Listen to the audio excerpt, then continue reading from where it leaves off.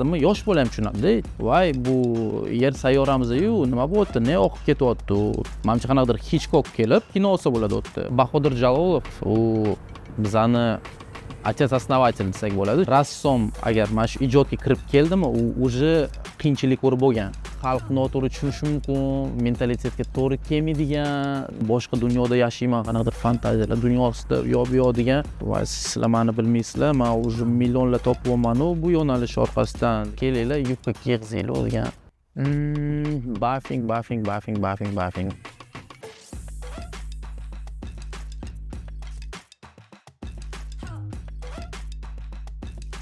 Assalomu alaykum. Bu HD Magazine. Bugungi intervyuimiz mehmoni Varganza taxallus bilan ijod qiluvchi graffiti rassom Mirshod. Salom. Salom. Siz san'atni juda spetsifik yo'nalishida graffitida ijod qilasiz. San'atga kirib kelishingiz qanday bo'lgan? Bu juda ham uzoq va mashaqqatli yo'l bosib o'tganman. San'atga kirishdan oldin qisqacha biografiyamni aytib beraman. 99-yil Varganza shaharchasida tug'ilganman. Taxallusim kelib chiqishi ham o'sha shaharchaning nomidan. Keyin 2 yildan keyin biz Sankt-Peterburgga ko'chib ketganmiz uzoq muddatga. Sankt-Peterburgda endi yoshligimdan ikkita eng asosiy qiziqishim bordi. Bu birinchisi arxitektura va ikkinchisi tasviriy san'at. Sankt-Peterburgda как раз bu ikkita yo'nalish juda ham rivojlangan. Arxitektura dunyodagi eng go'zal arxitektura hisoblanadi va tasviriy san'atda ham eng kuchli talantli rassomlar ham aynan Sankt-Peterburgda ish faoliyatini olib boradi. Qiziqishim yildan yilga kuchayib boraverardi, lekin 2011-yilda O'zbekistonga ko'chib kelishga majbur bo'lganmiz. O'zbekistonga ko'chib kelganimizdan keyin aynan arxitektura va tasviriy san'atda qanchalik orqada qolib ketayotganimizni ko'rib, O'zbekistonda ozgina madaniy shokka tushib qolganman. Lekin keyinchalik tushundim, что bu наоборот qanaqadir ko'p eshiklarni ochsa kerak menga deb o'yladim, chunki rivojlanmagan, rivojlantirish uchun katta butun davlat bor. Men o'sha O'zbekistonda qanaqadir shu yo'nalishlarni rivojlantirish qo'limdan keladi deb o'ylaganman, lekin hayot ozgina achchiqroq bo'lar ekan. Arxitektura yoki tasviriy san'at bilan shug'ullanish o'rniga bozorga chiqib pomidor sotishga majbur bo'lganman. 5 yil bozorda optim pomidor sotganman, lekin hamma qiyinchiliklarga qaramasdan bozor juda ham ko'p narsani o'rgatdi menga. Bozorsiz menimcha hozir bu yoqda o'tirmasdim. Chunki bozorda kommunikatsiyani o'rganasiz, muomala, muhokamalar yoki qanaqadir diplomatiyani yaxshi o'rganasizdik. Yana bozorda o'zimni qanaqadir taqdim qilish qobiliyatini o'rgandim. Xaridor bilan gaplashish, o'z mahsulotini sotishni bilish, shu kabi har xil asosiy zarur naviklar aynan bozorda paydo bo'ldi menda. Bu nafaqat san'at yo'nalishida, balki institutda keyinchalik o'qishimda ham yordam berdi. Xullas shu bilan bozorda juda ham ko'p narsa o'rganganimdan keyin, ozgina pul yiqqanimdan keyin arxitektura yo'nalishiga o'qishga kirganman. Arxitektura yo'nalishida prям juda ham planlarim juda ham katta edi. 3 yil keyin ishlaganman arxitekturniy kompaniyada. Lekin keyinchalik bildim, что arxitekturada aynan O'zbekistonda rivojlantirish uchun juda ham katta mehnat qilish kerak, ko'p narsaga chidash kerak, ko'p narsaga ko'z yumish kerak, qaysidir joylarda ramkada tiqilib qolish kerak va bu menga to'g'ri kelmasdi, chunki 3 yil ichida prям sovib qolishga ulgurdim. Chunki arxitektura baribir qanchalik kreativ qilmay, u narsani qabul qiladigan, tasdiqlaydigan odamlar arxitekturada umuman tushunchasi yo'q. Endi hammasi ham emas, bor shunaqalar, juda ham ko'p va hozir shunaqa davrda yashayapmizki, O'zbekiston qanaqadir juda ham tez rivojlanayotgan payt, juda ham ko'p investitsiyalar, xalqaro har xil dogovorlar boshqa davlatlar bilan, mana bu международный отношения juda ham rivojlanyapti.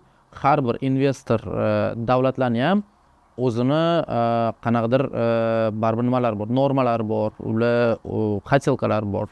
Ularni nimani xohlasa o'shani qilib berishga majbursiz. O'zingizdan nimadir velosiped o'ylab topolmaysiz. Вот. И arxitekturadan keyin chiqib ketganman.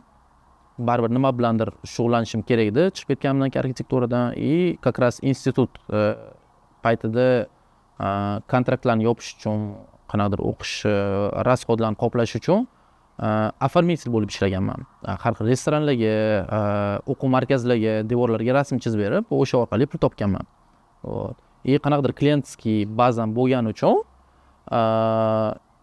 o'yladim, что mana shu yo'nalishda menimcha hozir yurib boraveraman, keyinchalik может o'zimni qayerdadir toparman deb. Вот. Lekin arxitekturada qiziqishim butunlay so'nmagani uchun o'yladim, что aynan qanaqadir shakllar bilan ishlagim keladi, har xil ommaviy joylarni bezatish va qanaqadir shaharga urbanistik qanaqadir go'zallik kiritish niyatim so'nmadi. O'shaning uchun o'yladim, что graffiti, street art aynan menga to'g'ri keladigan направление. И o'shandan beri mana graffiti yo'nalishidaman. Mirshod, street art bu nima? Street art bu yangi janr desa bo'ladi san'atda. Street art bu ko'cha san'ati. Street artga juda ham ko'p yo'nalishlarni o'z ichiga oladi street art. Bu graffiti, mural, trafaretli rasmlar, installyatsiyalar va yana qanaqadir yo'nalishlar bor ichida. Street art prям agar to'g'ridan to'g'ri javob kerak bo'lsa, Wikipediyada bor, ссылка, o'sha yerda o'qishingiz mumkin. Tak men uchun street art bu keskinlik haqida, street art bu kayfiyat haqida, xalq kayfiyati, nima kayfiyatlantirishi, nima qiynashi, nima kayfiyatlantirayotgani, nima qiynayotganini ko'rsatadigan san'at yo'nalishi. Street art keskin bo'lishi mumkin, street art agressiya mavjud bo'lishi mumkin ba'zida. Lekin street art bu shaharni jonlantiradigan prям san'at turi. Street artda har xil yo'nalish va texnikalar bor. Ular haqida tushuncha bera olasizmi? Graffiti texnikalari haqida gapirib o'tadigan bo'lsak, birinchisi bu tagging yoki taglash. Taglash deganda rassom o'z username'ini yoki taxallusini qoldirib ketadigan uslub. Bu har bir graffiti rassom uchun boshlang'ich nuqta desak bo'ladi. Chunki rassom o'z avtografini qoldirib ketgandan so'nggina bu janrga prям chuqurroq kirib boradi. O'shaning uchun bu prям eng birinchi, eng oddiy uslubi. Taglash hammani qo'lidan keladi. U rassom bo'lish shart emas, qayerdadir o'qigan bo'lish shart emas. Keyingi uslub bu throw up. Throw up bu уже sal qiyinroq uslub, ikkinchi etap desak bo'ladi. Throw upda oddiy shakllar, rangli shriftlar va yo'lda ham qanaqadir yozuvlar, chaqiriqlar bo'lishi mumkin. Yoki prosta avtograf. Вот.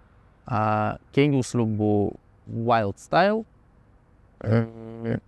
Wild bu уже yozuvlarni qiyinlashtirish, qanaqadir shifrlash, уже chaqiriqlarni qanaqadir yashirish, chunki graffiti bu ko'proq protest haqida bo'lgani uchun, qanaqadir noqonuniy yo'nalish bo'lgani uchun,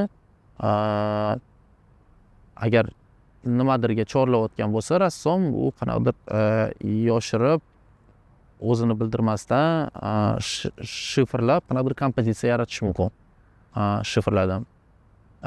Keyin yana bombing bor. Bombing bu prям eng noqonuniy yo'nalish hisoblanadi. Bombing bu ko'pincha prям eng agressivniy yo'nalish menimcha, chunki u birinchidan noqonuniy, ikkinchidan объем katta. Agar poyezd vagonini oladigan bo'lsak, bizada O'zbekistonda bombing yo'q, chunki bilmayman qanaqadir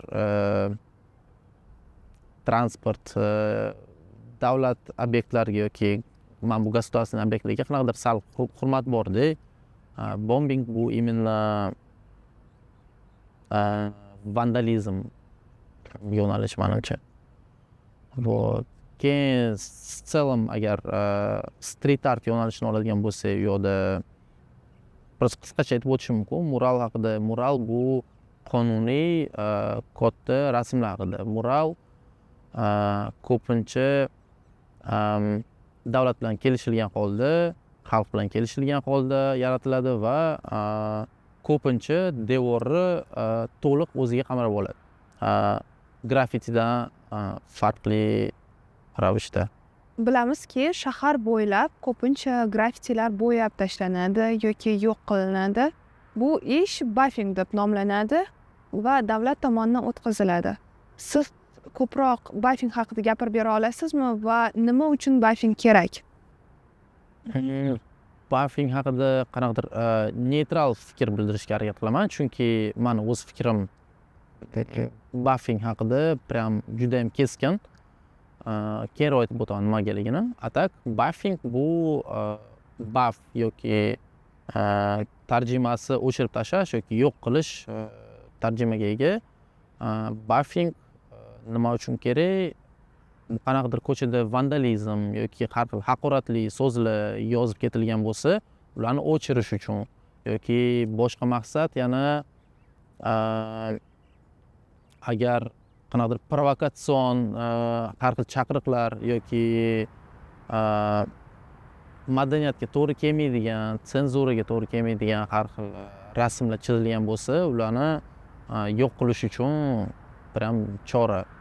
Buffing faqat negativ chora emas. Misol uchun qanaqadir eskirgan murallar bor. Ularni o'chirib, yengilab ustidan boshqa rasm chizish uchun buffing olib boriladi. Bu ham buffing deb ataladi. Yana bir masalani ko'tarsak, masalan, aytishimiz mumkin, oldingi yillarda Inkuzar chizgan har xil graffitilarni davlat tomonidan to'g'irlab qo'yilishi, misol keltirib aytsak bo'ladi, Oksana Chusovitinaning g'alabasi yoki haqida chizilgan graffitini ustidan yubka kiyg'izib qo'yilgani, bular bari senzura deymiz.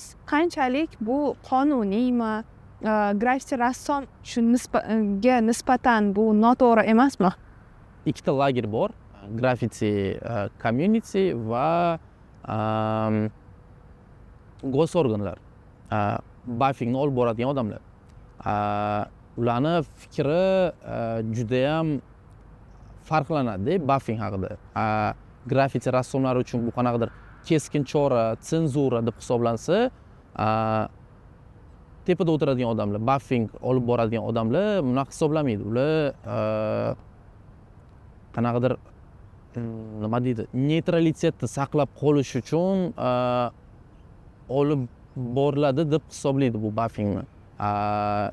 Inkuzart aynan mana shu mural to'g'irlangani haqida gapiradigan bo'lsak, u yerda как раз xalq noto'g'ri tushunishi mumkin, mentalitetga to'g'ri kelmaydigan degan fikrga kimdir kelganda, kelinglar yubka kiyg'izinglar degan maqsadda buffing olib borilgan.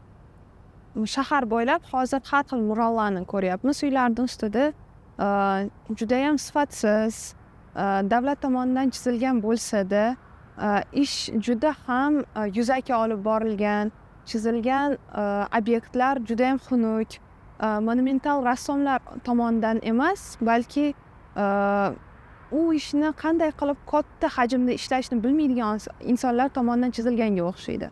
Bularni professional rassomlarga bergan yaxshimi yoki graffiti rassomlarga murallarni o'ziga xohlagan holda chizishni maslahat berardingiz?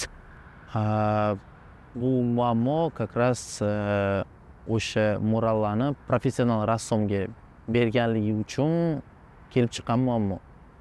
Chunki aytib o'tdim, graffitida baribir hozir qanaqadir muammolar mavjud. Bu muammolardan biri qonuniy joy yo'q. O'shaning uchun aynan mural yasaydigan rassomlar yoki graffiti chizadigan rassomlar ular yashirin tarzda, noqonuniy tarzda chizishyapti и ularni o'zida ham qanaqadir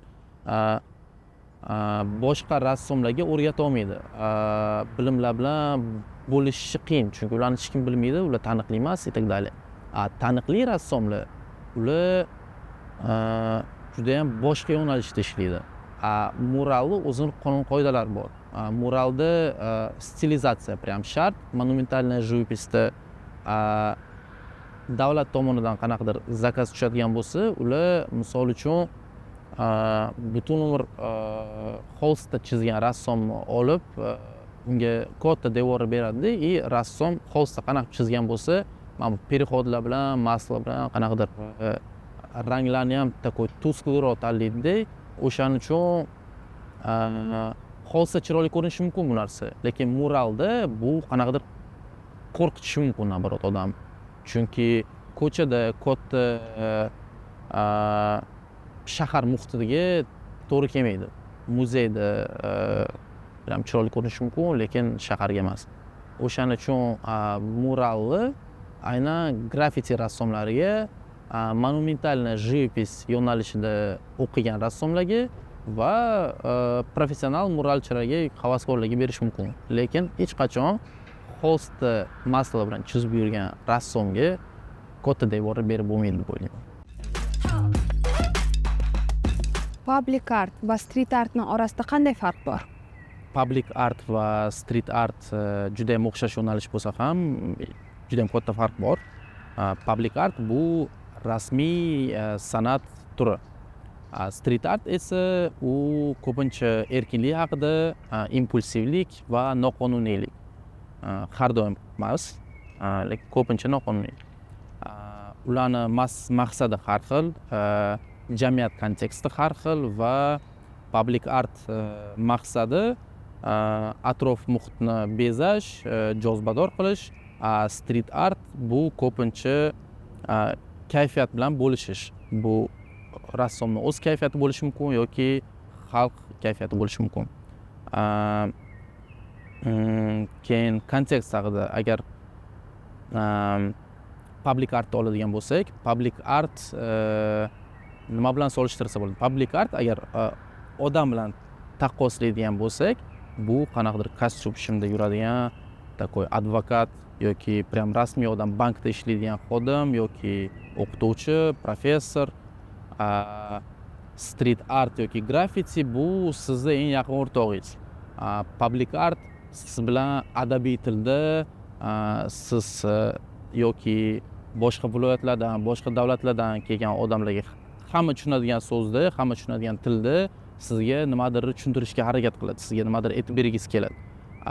Street art bu yaqin o'rtog'ingiz bo'lgani uchun u sizni qanaqadir rang-barang kompozitsiyalar bilan sizni aldaydi yoki xursand qilishi mumkin yoki aksincha ham achchiq haqiqat bilan yuziga solishi mumkin. Sovet davrida qurilgan ko'p qavatli uylarning ustida mozaikalar ko'rishimiz mumkin va murallar va hozirgi paytda qurilayotgan ko'p qavatli uylarda ko'proq murallar va ko'p insonlar murallar va graffitini orasida farqi qandayligini bilmaydi. Shu haqida qandaydir fikrlaringizni ayta olasizmi?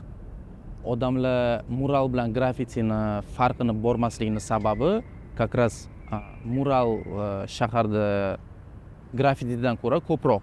Chunki ular qonuniy, davlat tomonidan zakaz qilingan va qanaqadir maqsadni o'z ichiga oladi. Graffiti u hamma ko'radigan joyda bo'lmaydi, ko'pincha qanaqadir yoshirin joylarda, temir yo'llar oldida, odamlar yurmaydigan joyda bo'lishi mumkin.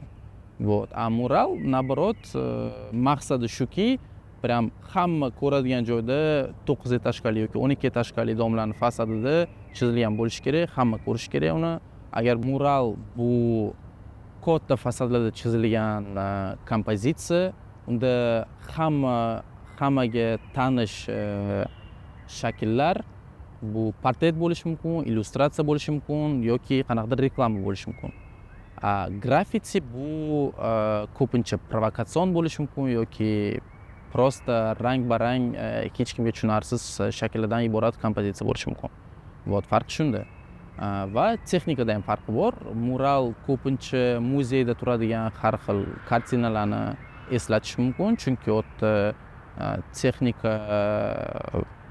texnika tomonidan va aynan ob'yom tomonidan murakkabroq, chunki mural har doim emas, ko'pincha fasadda agar holst deb oladigan bo'lsak, polniy o'ziga qamrab oladi. Graffiti har doim unaqa bo'lmaydi. U graffiti tam chala chizilib ketgan bo'lishi mumkin yoki devor yarmiga chizilgan bo'lishi mumkin yoki qanaqadir teshiklar har xil qolib ketgan bo'lishi mumkin. Mana orqamizdagi devor bu как раз mural. Tepada как раз tek qoldirilgan, rassom tegi qoldirilgan, u graffiti hisoblanadi ko'pchilik.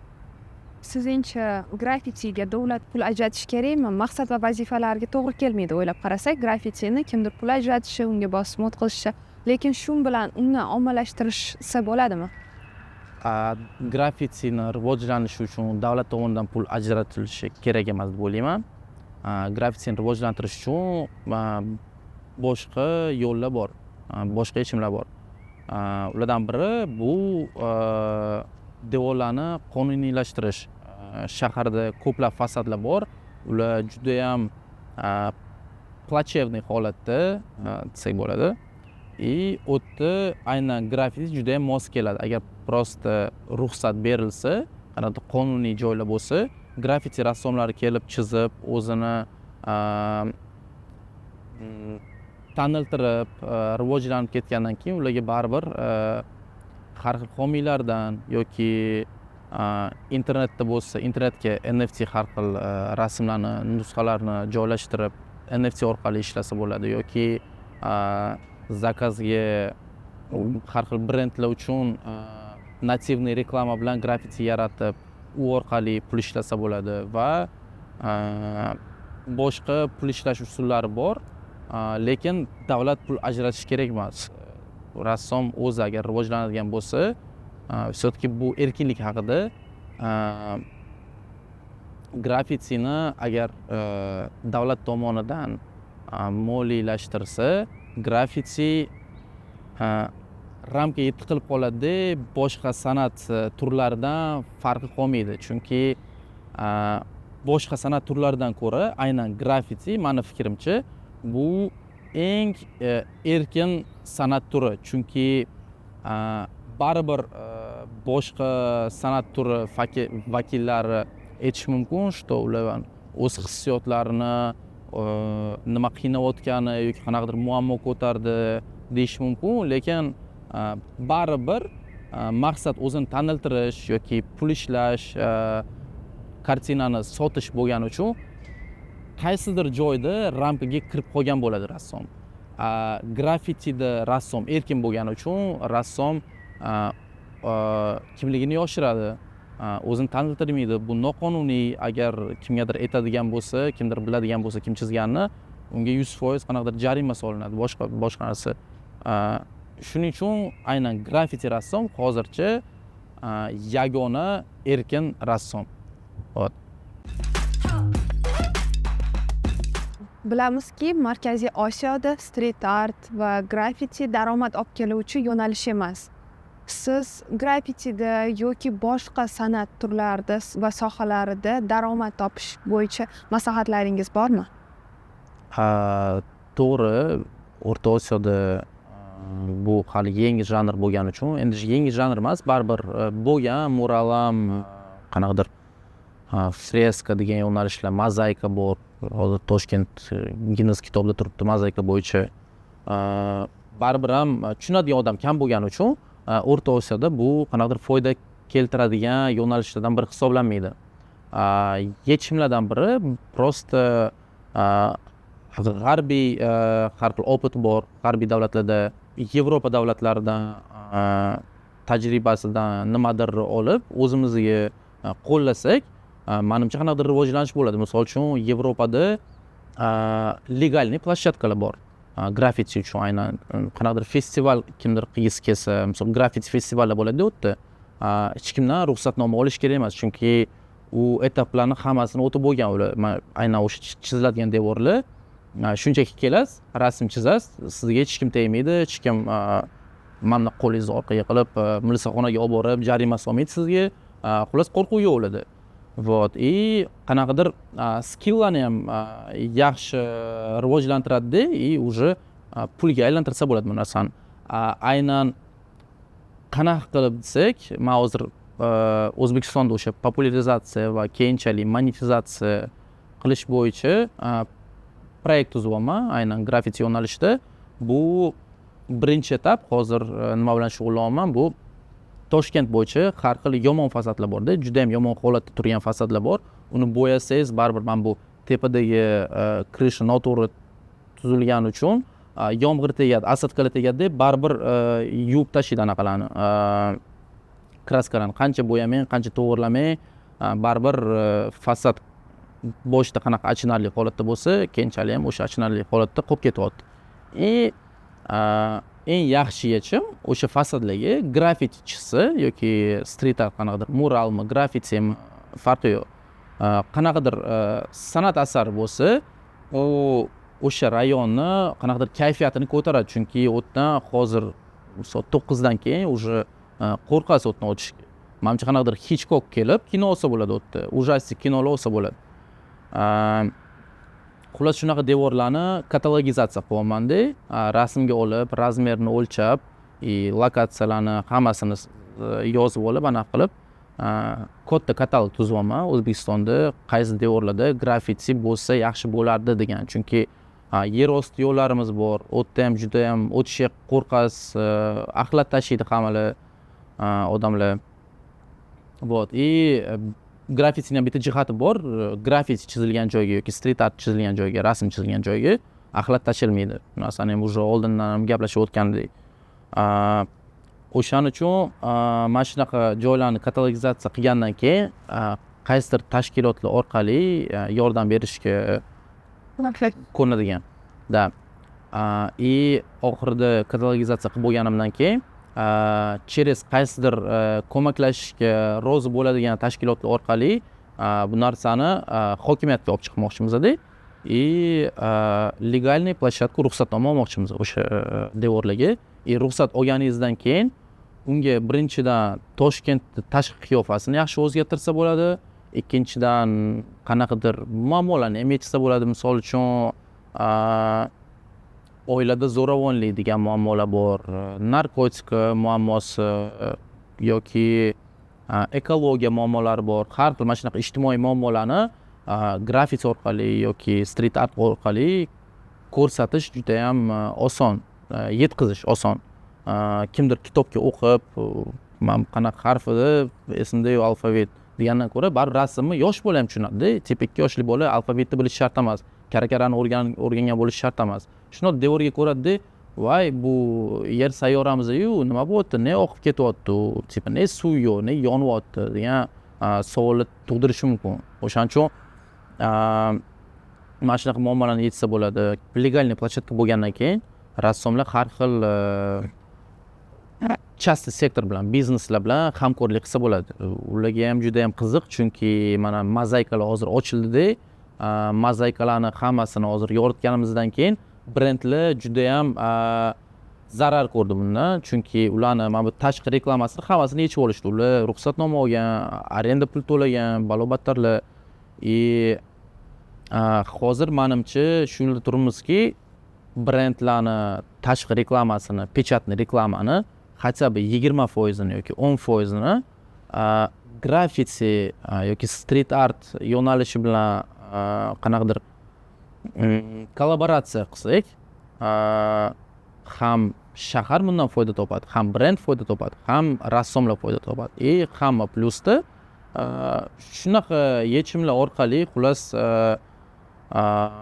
grafiti, street art san'atini barqarorligini O'rta Osiyoda ko'tarish mumkin. Endi O'zbekistondan boshlasak, keyinchalik boshqa davlatlar ham o'sha tajribani o'ziga ishlatib, o'ziga olib, shu yo'nalishda boradi deb o'ylayman. O'zingizni eng muhim va yaxshi ko'rgan ishlaringiz haqida gapirib bera olasizmi? man uchun eng muhim bo'lgan ishlarimdan biri bu Qoraqalpog'istondagi Mayoqqa chizganmiz. Bu menimcha Mo'ynoq shahri u qurigan, mana bu Orol dengizi qurigan joyda joylashgan. Mayoq qachondir ishlagan o'tdi. Hozir biz uni bo'yaganimizdan keyin odamlarga menimcha qanaqadir nadejda bag'ishladi deb o'ylayman.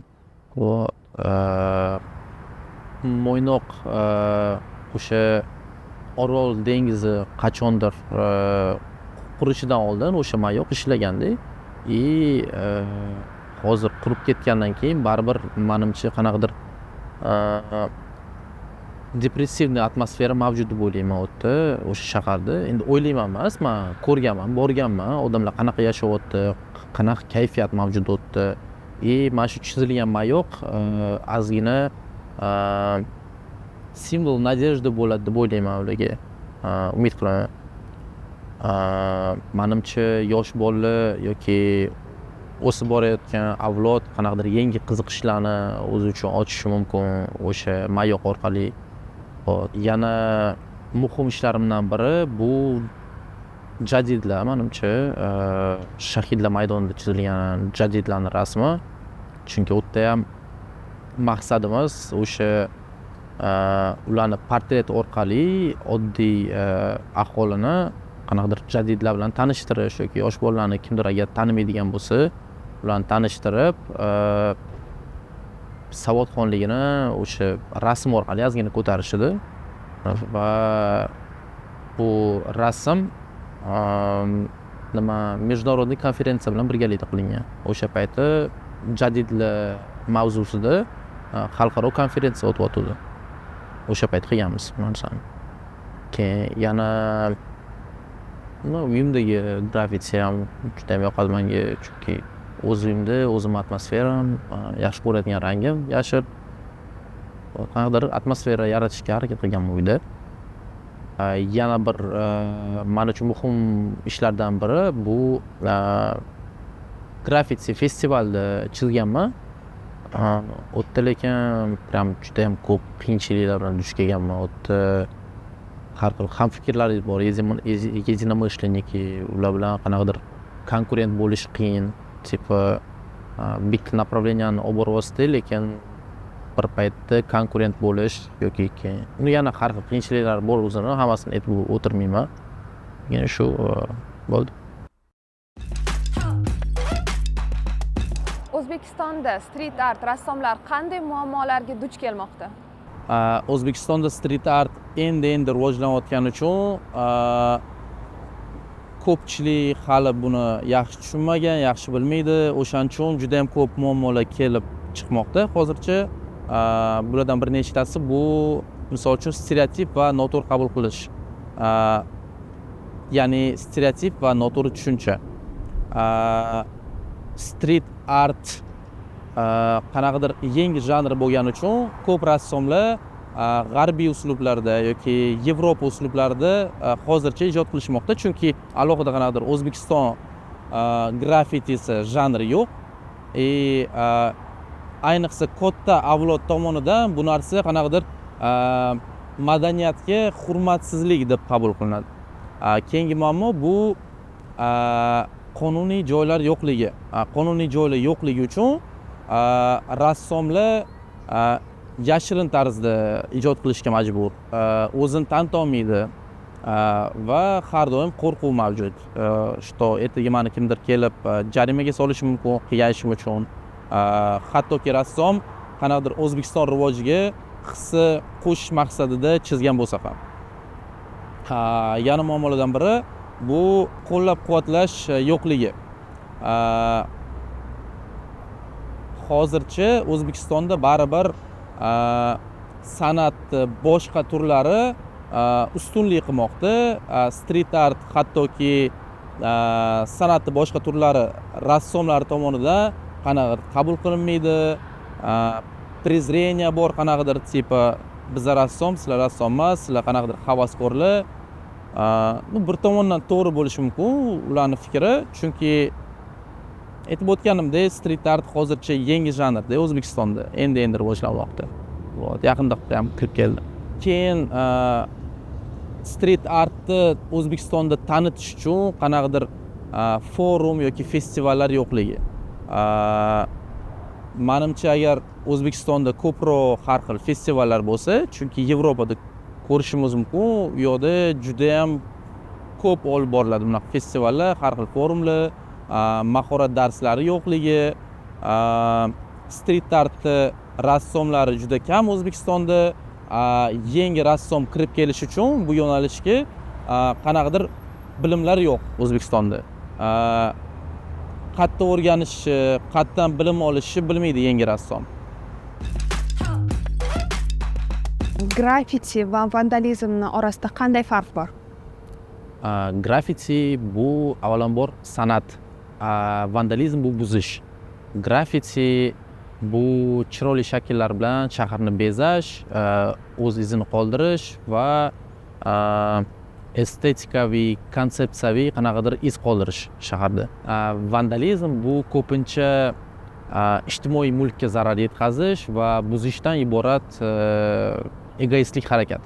O'zbekistondagi street art va graffiti rassomlarini sanab bera olasizmi? O'zbekistonda ular juda ham kam.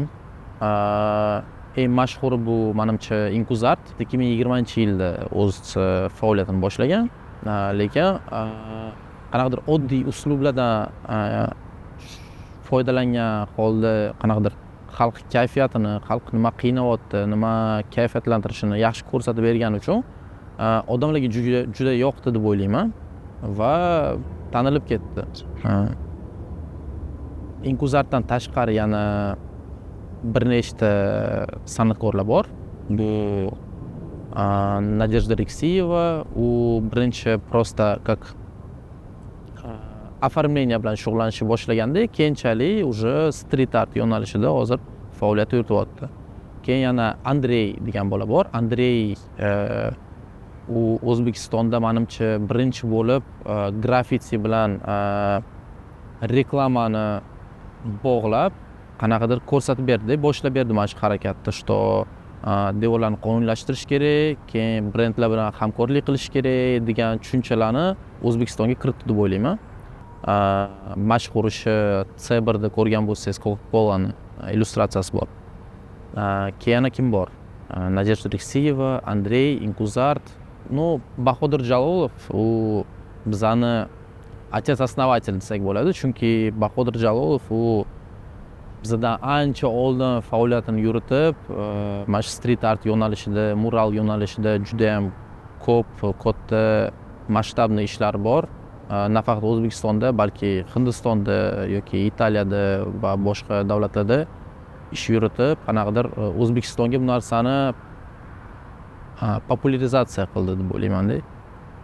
O'shaning uchun keyin boshqa rassomlarni bilmayman. Deyarli yo'q.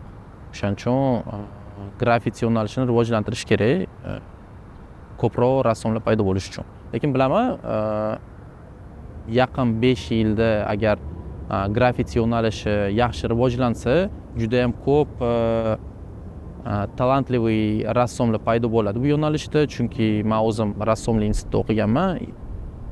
Ko'rganman, что ko'pchiligiga bu qiziq, ko'pchilikda intilish bor, qiziqish bor. Shaharni estetik ko'rinishini to'g'irlash uchun birinchi me'yoriy hujjat bo'lib, shaharning dizayn kodi 2024-yil dekabr oyida qabul qilindi. Sizningcha, yorqin graffitilar shaharning dizayn kodini buzmaydimi? Qanday graffiti bo'lishiga bog'liq, qayerda joylashishiga bog'liq. Agar biz graffiti rivojlanish uchun qanaqadir harakatlarni boshlaydigan bo'lsak, bitta qonun qoidalarga rioya qilishimiz kerak. O'shanda graffiti va street art qolgan yo'nalishlari buzmaydi, naborot etish mumkin. Shahar dizayn kodini to'ldirish mumkin agar to'g'ri yondashsak. Bu birinchisi shahar sentrida joylashgan graffitilarni qonun qoidasi bo'lishi kerak. Qanaqa stilistikada qanaqa ranglarni ishlatish kerak, arxitekturaviy har xil shahar arxitekturasini hisobga olgan holda kompozitsiya yaratish kerak rassom deb o'ylayman. Agar qanaqadir qadimiy binolar turgan joyda rasm chizadigan bo'lsa, ranglarni inobatga olish kerak. O'sha tumanga bog'liq qanaqadir naqshlar bo'lishi mumkin, qanaqadir ornamentlar, har xil syujetlar bo'lishi mumkin yoki xalq qahramonlari yoki ertak qahramonlarni ishlatgan holda qanaqadir kompozitsiyalar yaratishimiz mumkin. O'shanda bu konsepsiyadan uzoqlashmaymiz. Agar prям juda ham erkin ijod qiladigan bo'lsa rassom, unda bu ishlar shahar o'rtasidan sal uzoqroqda joylashgan bo'lishi kerak. Bu temir yo'l atrofi yoki qanaqadir shahar chizig'idan tashqarida yer osti yo'llarida bo'lishi mumkin. Har xil shunaqa tochkalarni tanlaydigan bo'lsak, ular naborot dizayn kodni to'ldiradi, turistlarni jalb qiladi o'ziga. Grafitilaringizni noqonuniy joylarda chizishingizga to'g'ri kelgani uchun shunaqa joylarda chizasizmi yoki bunda o'zgacha muhit borligi uchun bunday joylarda yaratasizmi? Menimcha ikkalasi ham baribir o'zgacha muhit mavjud. Прям именно rassom noqonuniy chizayotgani uchun shahar o'rtasida chiza olmaydi, odamlar gavjud joyda ham chiza olmaydi mana shunaqa odamlar kam yuradigan joylarni qidiradi. Bu yoqda bir qarashda odam yo'q deb tuyuladi, lekin bu yoqda ham baribir qanaqadir harakat bor, poyezdlar o'tib turadi, elektrlar uchib turadi, qanaqadir tabiat, albatta o'zgacha atmosfera, Bu menimcha vibe mavjud. Bu menimcha eng katta minusi desak ham bo'ladi. Odamlar kam o'tishi grafitini rivojlantirishga bitta katta to'sqin bo'ladi deb o'ylayman, chunki ko'pchilik bilmaydi grafiti qayerda borligini shaharda, kimlar chizganini. Bir tarafdan bu to'siq, lekin agar rivojlantirib grafiti yo'nalishini qonuniylashtiradigan bo'lsak, bir nechta rassomlar уже tayyor bo'lib turishi kerak. Ular tayyor bo'lishi uchun qayerdadir o'z skillini rivojlantirish kerak. Как раз mana shunaqa joylar yaxshi to'g'ri keladi ularga. Agar o'sha bo'lsa, to'g'ri bo'yab tashlashga to'g'ri keladi, lekin hozircha Holst sifatida. holst sifatida, chernovik sifatida ishlatishyapti. Mamlakat taraqqiyoti uchun yoki yoshlarni dunyoqarashini kengaytirish uchun grafiti yordam beradimi? Grafiti odamlarning dunyoqarashini o'zgartirishi mumkin, bu 100% fakt. O'sha jadidlar muralni ham misol tariqasida keltiradigan bo'lsak, biz chizdik, misol internetga joyladik, endi har kommentlarni o'qiysizda baribir qiziqasiz. Odamlar kim bular, ne ularni chizdingiz, bu Leninmi yoki kim bu degan savollarni beradi. Boshqa kommentlarni o'qisangiz, boshqa odamlar erinmasdan prям ularga tushuntirib o'tyapti-da, sipa mana bu jadidlar u yo'q bu yo'q deb. O'shaning uchun grafiti orqali baribir har xil mavzuni ko'tara olasizda. Tarixga aytib berishingiz mumkin, misol nauka haqida nimadir aytib berishingiz mumkin. U o'zi rassomga bog'liq. Rassom xohlagan narsasini aytib berishi mumkin, yetkazishi mumkin. Odamlar ham o'sha orqali savodxonligini ko'taradi. Grafiti orqali, street art orqali. Ijtimoiy, siyosiy muammolar. Ijtimoiy, siyosiy bu prям trendda. Hozir odamlar juda ham yaxshi ko'radi bunaqa mavzularni. Ekologiya mavzusida ham va boshqa mavzularda. Hayotidagi moliyaviy muammolarni yechish uchun eski qarashlardan kechish kerakmi? Rassom hayoti og'ir bo'lishi kerak yoki och qolish kerak rassom haqiqiy bo'lishi uchun degan tushunchalarni. Bunaqa stereotip bor. Rassom och bo'lishi kerak, rassom kambag'al bo'lishi kerak degan. U birinchidan bu stereotip emas, bor narsa edi boshida. Rassom och bo'lishi kerak degani ovqat yemasdan ochlikdan o'lish kerak degani emas. U boshqa ma'noda aytilgan, original versiyasi u rassom ijodga chanqoq bo'lishi kerak, bilimga chanqoq bo'lishi kerak. ovqatga emas. Вот. И stereotip da uni yo'q qilish kerak, chunki och rassom hech narsa yaratib bermaydi sizga. Rassom tam ochlik orqali yoki qiyinchilik orqali qanaqadir hayotni o'rganishi mumkin, opit o'rganishi mumkin degan fikr bo'lishi mumkin. Rassom agar mana shu ijodga kirib keldimi, u уже qiyinchilik ko'rib bo'lgan. Дальше u och qolishga majbur emas. Rassom naborot pul ishlash kerak, foyda keltirish kerak, boshqa yangi avlodni ham ilhomlantirish uchun odamlar ko'rish kerakda, havas kelish kerak rassomga. Voy, rassom bo'lmagan, iflos, tipa ochlikdan o'lasan-u, u yoq bu yoq degan emas, tipa bolam, mana katta bo'lsang, mana shunaqa rassom bo'lsang bo'ladi. Qara, jipda yuribdi yoki qanaqadir limuzinda yuribdi yoki televizordan ko'rsatyapti mana bu bolani deb. Maqtab qanaqadir chiroyli obraz bo'lish kerak rassomda. Fikrim shu. Sizningcha zamonaviy san'at bunday turlarini rivojlanishi uchun qanday tashkilotlar o'z zimmasiga olishi kerak rivojlanishini? Tashkilotlar bu hokimiyat, birinchidan hokimiyatlar yordam berish kerak, ruxsat berish kerak bu narsalarga. Ular ham qiziqishi bo'lish kerak ularni. Keyin yana qanaqa tashkilotlar? Bu har xil o'quv muassasalari, misol uchun institutda, maktablarda har xil mahorat darslari o'tkazilsa, menimcha bu yo'nalishga qiziqish yana ham ko'proq bo'ladi va adashmovchiliklar, har xil tushunmovchiliklar kelib chiqmaydi, что bu madaniyatimizga zid yoki bu neseryozni yo'nalish, bu san'at turiga kirmaydi, bekorchilikdan qilingan qanaqadir san'at bu degan tushunmovchiliklar yo'q bo'ladi. Keyin yana qanaqa tashkilotlar, yana har xil brendlar, festivallar, har xil festivallar bor bizada, muzikalniy festivallar. O'tda ham grafiti yo'nalishini, street art yo'nalishini interaktivlardan biri deb qo'ysa, u yoqda ham nima deydi, popularizatsiya bo'ladi-da, odamlarni tanishtirsa bo'ladi bu yo'nalish bilan. Chunki o'tda как раз san'at odamlari juda ko'p, san'atga qiziquvchi odamlar juda ko'p. Ko'pchilik musiqada bo'lsa ham, baribir musiqaga qiziqasizmi, baribir san'atning boshqa turlari ham sizni qiziqtirishni boshlaydi. Kino, teatr, tasviriy san'at va hokazo. Keyin biznes va brendlar o'z zimmasiga olish kerak bu narsani ham.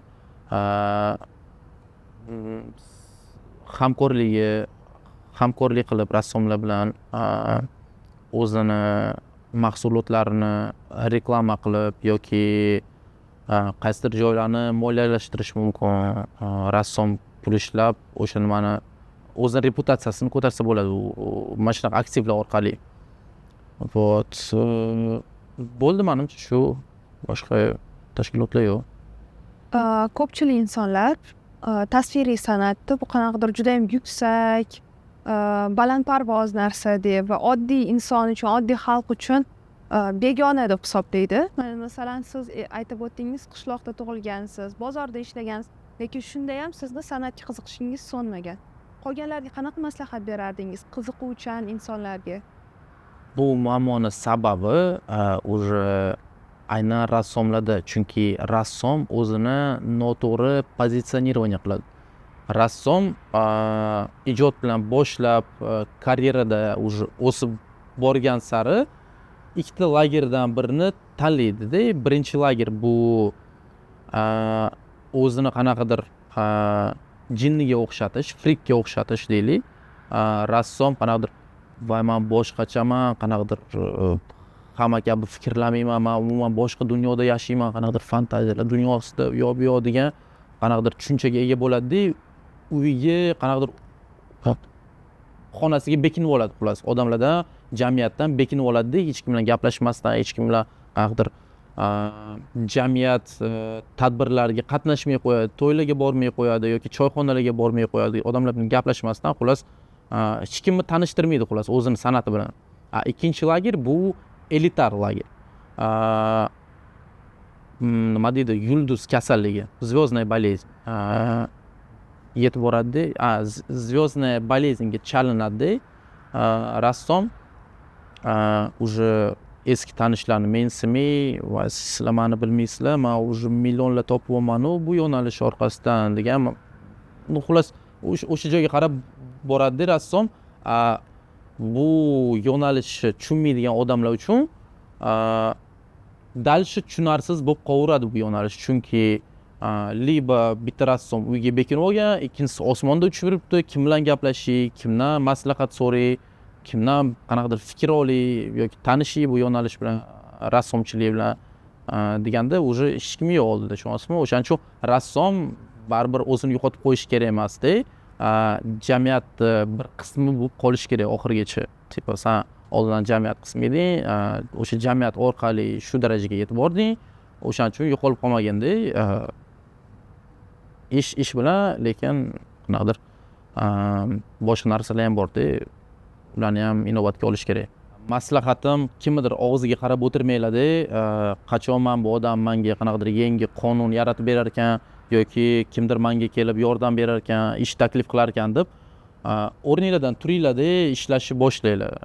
Yoqyaptimi mana shu yo'nalish, boshlanglar, san'atga chanqoq bo'linglar va och bo'linglar. Intervyu uchun kattakon rahmat sizga. Juda ko'p qiziqarli fikrlar bildik va menimcha ko'p insonlar graffiti va street art haqida ko'proq ma'lumotga ega bo'lishdi. Sizga ham rahmat.